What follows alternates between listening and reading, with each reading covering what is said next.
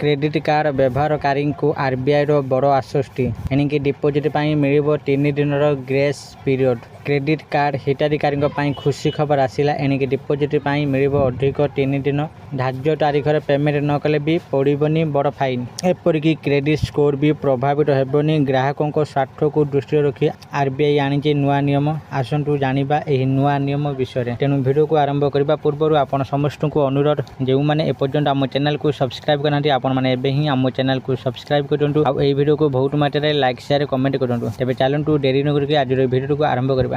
Credit card व्यवहारकारी को RBI बड़ आश्वस्ति एणिकी deposit मिलिबो 3 दिन ग्रेस पीरियड। देय तारीख रे बिल पैठ न कले रहिबनी टेंशन। पेमेंट डेट रे डिपोजिट न कले भी लागिबनी मोटा अंकर जुरिमाना देबाको पड़िबनी सुध। आजिकाली क्रेडिट कार्ड व्यवहार केवल बड़ सहर नुहे बरं छोट सहर गुड़िकर मध्य आदृति लाभ करछि। किंतु कार्ड स्वाइप करबा आनंद जेतिकी ताहाटू अधिक टेंशन निर्दिष्ट समय परिशोध। अधिकांश समय कार्य व्यस्तता भीतर अनेक व्यवहारकारी क्रेडिट कार्ड बिल पेमेंट भूली जाइथांती। एथिपाई गणी थांती मोटा अंकर इंटरेस्ट। तेबे एबे आउ सेमिति हेबनी। जदि भूल वशत आपन धार्य तारीख रे डिपोजिट करि न पारिले तेबे मिलिबो 3 दिन ग्रेस पीरियड।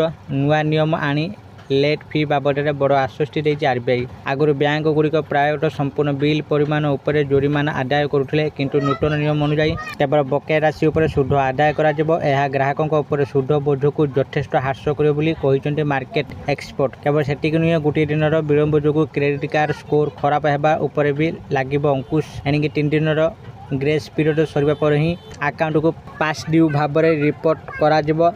पास ड्यू दिन गुड़िकर गणना मूल देय तारीख आरंभ हुआ। प्रक्रिया को स्वच्छ और सरल करने आरबीआई लक्ष्य। जदि यापर भी कौन कार्डधारी खिलाफ करती तेबे सुध शताब्दी सामान रहा। क्रेडिट कार्डधारी यही प्रक्रिया को स्वच्छ और सरल करने होउछि आरबीआई लक्ष्य। यह द्वारा कैश ट्रांजैक्शन कमिबा सह क्रेडिट कार्ड व्यवहार वृद्धि पाइब। रिजर्व बैंक ऑफ इंडिया रो एभर नुआ नियम को नहीं खुशी प्रकाश करिसेंति क्रेडिट कार्ड व्यवहारकारी। यही नुआ नियम आसंता आर्थिक वर्ष हठात एप्रिल 1 तारीख कार्यकारी हेब। यही समय भितर बैंक एवं कार्ड प्रदानकारी संस्था माने सेमानकर सिस्टम को सुव्यवस्था करने को समय दि जाए। आशा करछि आपण मानकु आज भिडियोटी निश्चित भाव में भल लगी। आपण मैंने भिडियो देखि बुझी जाइथिबे क्रेडिट कार्ड नुआ नियम विषय। जदि आपण मानकु एई भिडियोटी भल लगी थाए दया ए भिडियो को बहुत मात्रा लाइक शेयर और कमेंट करंतु। आ जो मैंने एपर्यंत आम चैनल को सब्सक्राइब करनांती आपण मानकु अनुरोध आपण माने एबे ही आम चैनल को सब्सक्राइब करंतु। आज पे एतिकी फोन देखाबो आ एक नुआ भिडियो रे सेते पर्यंत मु दीपू आपण मानकर विदा नउची।